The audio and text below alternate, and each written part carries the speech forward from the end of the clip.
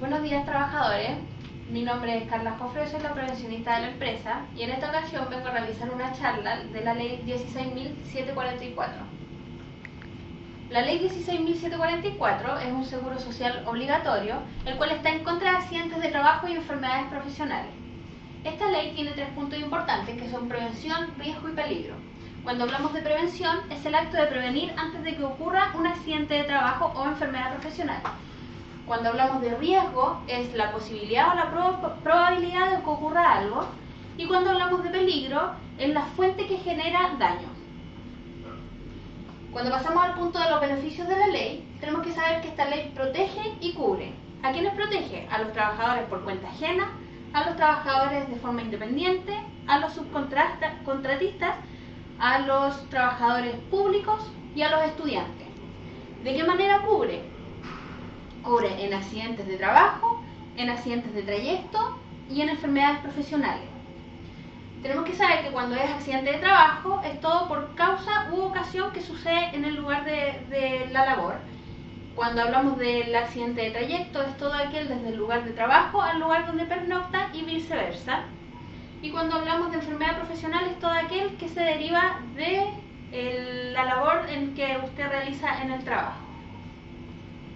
Cuando pasamos al punto de la administración del seguro, tenemos que saber que se divide en estatal, privada y delegada. Cuando hablamos de la estatal, estamos hablando del INP, del sector activo y del Servicio Nacional de Salud. Cuando hablamos de la privada, hablamos de la mutual, de la Cámara Chilena de la Construcción, del IST y del H. Y cuando hablamos de la administración delegada, es cuando la empresa tiene más de 6.000 trabajadores y es la que decide si es su propio administrador o no. Cuando hablamos del financiamiento de la ley, esto es las cotizaciones mensuales a cargo de la empresa, no del empleador. Esto se paga sin tocar el sueldo imponible del trabajador. Está la cotización básica, que es el 0,95, que está estipulado por el gobierno, y la cotización adicional, que está estipulado según el riesgo que tiene la empresa en donde se trabaja. Cuando hablamos de los roles de la ley, tenemos el preventivo y el indemnizador. Cuando hablamos del preventivo, hablamos de las obligaciones que tiene la empresa hacia el trabajador, que es la ODI, la obligación de informar al trabajador, el reglamento interno de orden, higiene y seguridad y la de los elementos de protección personal. También hablamos de mantener la estadística de la siniestralidad de la empresa al día.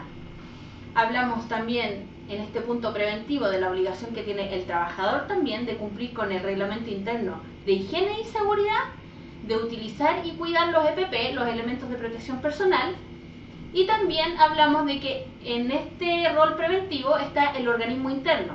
¿Qué quiere decir? Que puede haber un comité paritario de higiene y seguridad, que es cuando hay más de 25 trabajadores, o puede haber un departamento de prevención de riesgo, que es cuando hay más de 100 trabajadores. Cuando hablamos del punto indemnizador, hablamos de que están las prestaciones médicas. Cuando hablamos de las prestaciones médicas es cuando cubre o indemniza, o está la licencia médica, cuando la persona tiene una invalidez, una incapacidad o lamentablemente la muerte. También tiene el indemnizador, tiene la hospitalización, la cubre la atención, los medicamentos, si el trabajador necesita prótesis, si necesita rehabilitación, reeducación y el traslado. Es súper importante, trabajadores, de que ustedes sigan al pie de la letra cuando se les informa del reglamento interno, cuando se les realiza la ODI, porque la mayor tasa de cuando surgen los accidentes de trabajo es porque los trabajadores no ocupan sus elementos de protección personal, porque no saben o porque no quieren. Entonces es súper importante porque la empresa no es bueno de que tenga tantos accidentes de trabajo, porque eso repercute en las cotizaciones adicionales más adelante. Por mi parte, ustedes si tienen alguna duda, es súper importante que la hagan saber, porque no es bueno de que el trabajador tenga dudas al respecto, porque ahí también es cuando se cometen accidentes. Es importante también recalcar, que lo pasé de largo adelante, que cuando existe una enfermedad profesional, solo es cuando ésta se deriva del trabajo. no enfermedades patológicas que tiene la persona, ¿ya? Porque muchas veces esto se confunde.